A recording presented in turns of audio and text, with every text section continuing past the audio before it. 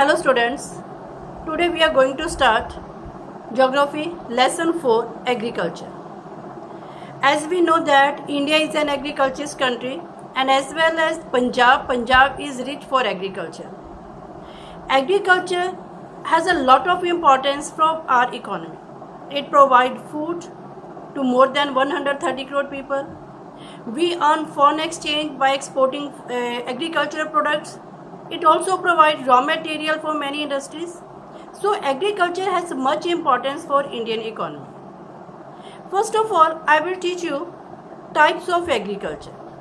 Agriculture has two types, subsistence and commercial. Agriculture को दो तरह से किया जाता है, दो कारणों से के लिए किया जाता है. या तो subsistence means only for personal need, only for self consumption, या फिर उसको मार्केट में बेचने के लिए. बहुत सारे बच्चे ऐसे होंगे जिनके घरों में थोड़ी बहुत सब्जी लगती होगी, वो उस वेजिटेबल्स को मार्केट में नहीं बेचते, अपने घर में अपने आस पड़ोस के कंजप्शन के लिए रख लेते हैं. That is subsistence, only for the self consumption और for local need. Second is commercial agriculture. Commercial agriculture to sell in the market. हम उगाते हैं, फसल को ग्रो करते हैं मार्केट में बेचने के लिए. That is commercial agriculture. So agriculture two type, number one subsistence farming and second is commercial farming.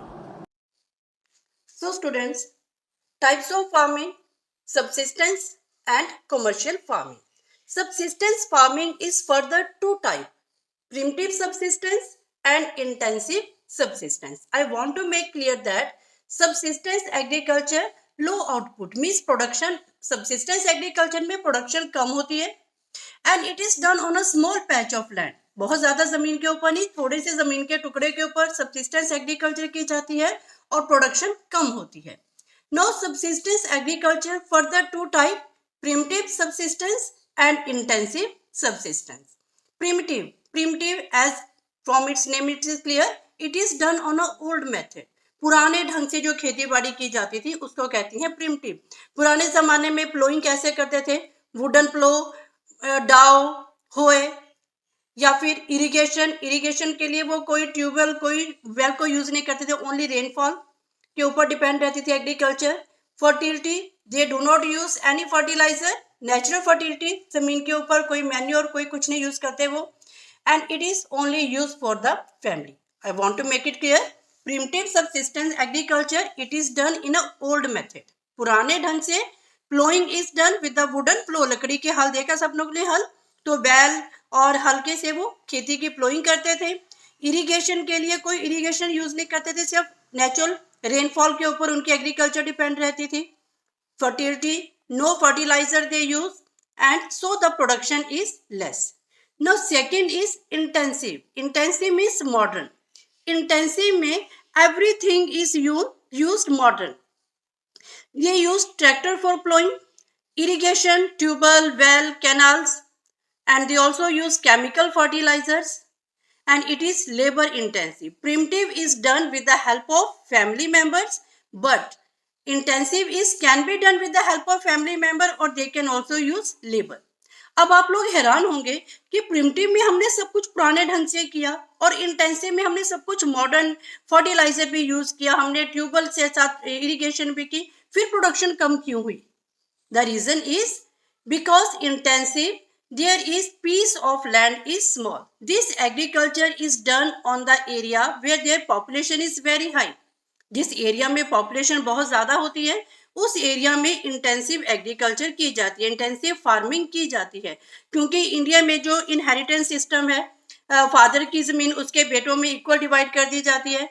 Suppose a farmer has this piece of land and he has two sons. After his death, his land is divided among his two sons, son A and B. Now these sons again they have further two sons. Their land is further divided among their sons. They have further two sons.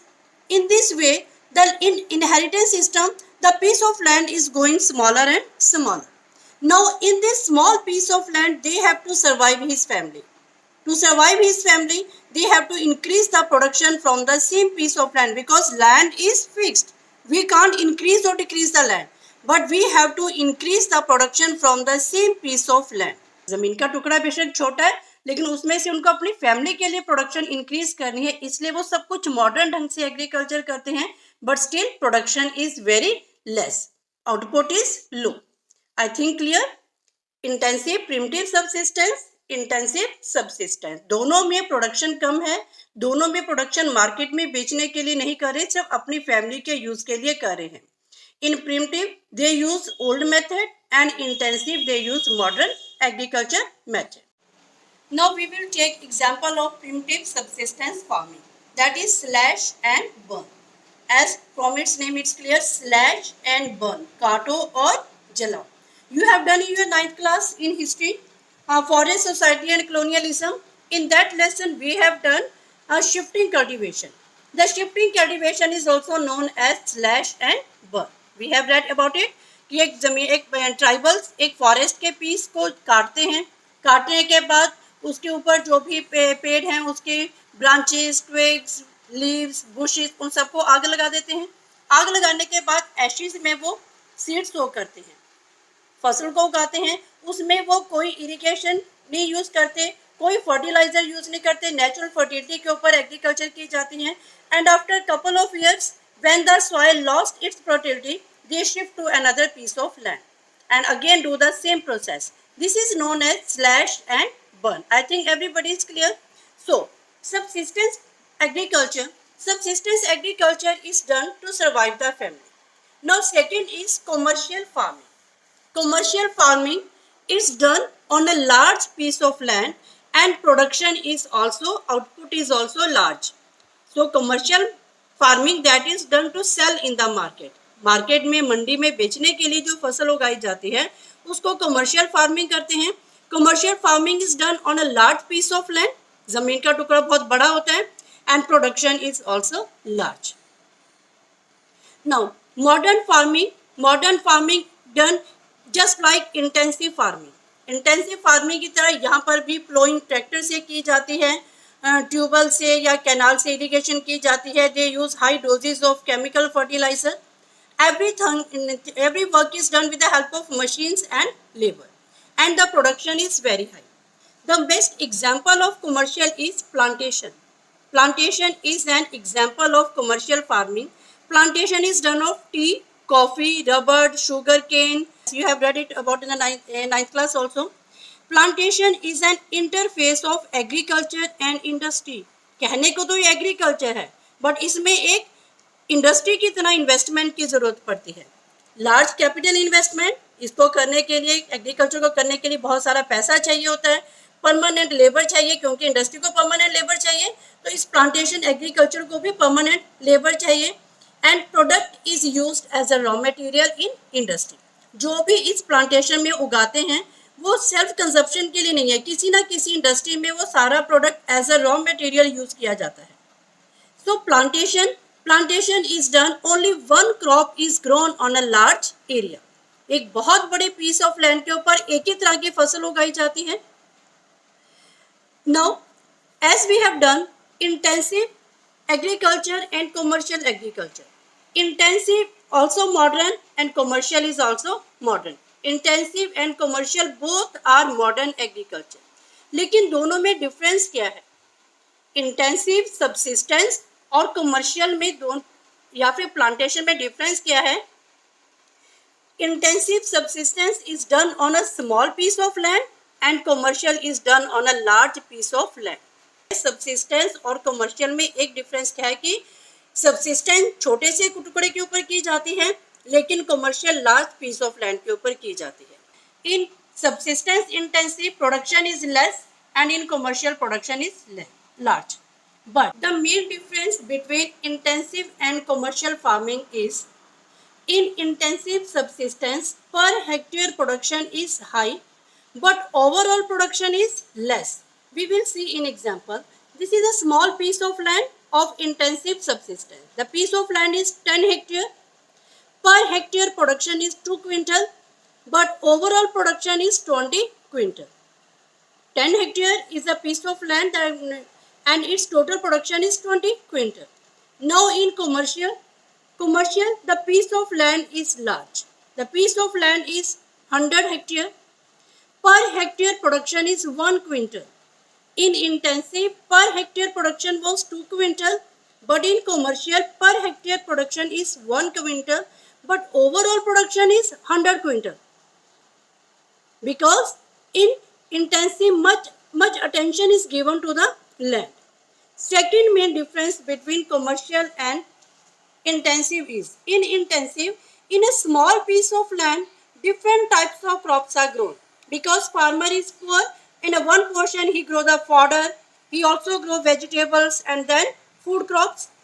So in a small piece of land, farmer grow different types of crops. But in commercial, on a large tract of land, farmer grow only one type of crop. Again, same in this piece of land, farmer grow in a one piece of land he grow fodder, अपने पशुओं के लिए ज्वार बाजरा उगाता है, वहीं पे वो अपनी वीट उगाता है, फिर कुछ एक एरिया में वेजिटेबल्स भी उगा लेता है. लेकिन इन कमर्शियल पूरे 100 हेक्टेयर पीस ऑफ लैंड के ऊपर सिर्फ एक गेहूं ही उगाई जाती है. So this is the difference between commercial and subsistence intensive subsistence farming. I think you all are clear about it. Types of farming: subsistence, commercial. Subsistence farming is again further two type: primitive subsistence and intensive. Primitive is done in an old method, but intensive is done in modern method, but production is less. Whether we are doing primitive or we are doing intensive, production is less. Why production is less in intensive? Because this is done on those area where population is very high and piece of land is small. छोटे से ज़मीन के टुकड़े के ऊपर ही उन्हें अपनी बड़ी फैमिली के लिए फूड को उगाना है, तो इसलिए so the intensive farming overall production is less. Now we will do cropping pattern. Cropping pattern means what type of crops we are growing. ये क्वेश्चन बच्चे मुझसे ज़्यादा आपको आता है, because you all belongs to the farmer families. अब maximum बच्चे आप लोग एग्रीकल्चरिस्ट हो और सबको इसका आंसर मुझसे ज़्यादा बढ़िया पता है. There are cropping pattern, there are 3 cropping season: rabi, kharif, zaid. 3 season है फसल उगाने के. अब मैं आपसे क्वेश्चन पूछ रही कि आप अपने खेतों में क्या उगाते हो, तो सब बच्चों का आंसर होगा कि आजकल हम लोग वीट की हार्वेस्टिंग कर रहे हैं, उसके बाद हम लोग rice उगाएंगे. This wheat and rice, growing of wheat and rice is a cropping pattern, a cropping seasons. Now, इसको लर्न करने का सिंपल सा एक मेथड है. आप याद रखोगे, rabi is not rice. Rabi is not rice. Simple. As we know that Rabi is not rice. Rabi is wheat. And Kharif is rice. आपको सिंपल आपने क्रॉप से, क्योंकि आप सबको पता है कि हम लोग वीट कब उगाते हैं कब काटते हैं, सब बच्चों को पता है इसके बारे में, क्योंकि आपके खेतों में सब ग्रो करते हैं. तो इसलिए आप लोगों ने सिर्फ वीट और राइस को याद रखना है. अगर आप इसको याद रखोगे तो आपको खुद याद हो जाएगा कि कौन सी क्रॉप राबी सीजन की है, कौन सी खरीफ की है. वीट सबको पता है कि वीट को कब ग्रो करते हैं, कब हार्वेस्ट करते हैं. आजकल सबके खेतों में हार्वेस्टिंग चल रही है. दिस इज द अप्रैल में. तो वीट की हार्वेस्टिंग होती है अप्रैल मई में. तो इसको हमने ग्रो कब किया था? In the beginning of winter. अक्टूबर नवंबर में हमने वीट को ग्रो किया और उसकी हार्वेस्टिंग हुई अप्रैल मई में. So rabi crops, in other words, rabi crops are grown in the month of October November and harvested in the month of April May. अब हम अप्रैल मई में हम इसको हार्वेस्ट कर लेंगे वीट को, और उसके बाद फिर हम किसकी वेट करेंगे? रेनफॉल की, मॉनसून की. And then we will grow rice. तो राइस को हम कब ग्रो करते हैं? वीट को काटने के बाद, in the beginning of monsoon, June July. तो वीट राइस की क्रॉप को we will grow in a month of in monsoon season. जून जुलाई में इसको हम ग्रो करते हैं और इसको हार्वेस्ट कब करते हैं? In the month of October November. क्योंकि इसको हमने राइस को काटने के बाद हमने राबी की फसल उगानी है, वीट की फसल उगानी है. No we will explain. Rabi crops are grown in the month of October November and harvested in the month of April May. Kharif crops, they are grown in the month of June July and harvested in the month of September October. Between these Rabi and kharif in the summer season, जब हम रावी की फसल को wheat को harvest करते हैं। और rice को उगाने से पहले एक छोटा सा सीजन है जायद, 1 और 2 मंथ का सीजन है जायद, जिसमें हम वेजिटेबल, कुकुम्बर, वाटरमेलन, मस्कमेलन, इन वेजिटेबल्स और इन फ्रूट्स को उगाते हैं। दैट इज अ जायद. So I think all students are clear about the cropping pattern. There are 3 cropping season: Rabi season, Kharif season and Zaid season. So student, we have complete our one subtopic: agriculture, types of agriculture and cropping pattern. In our next video, we will read about the different types of crops. Till then, stay home, stay happy. Bye.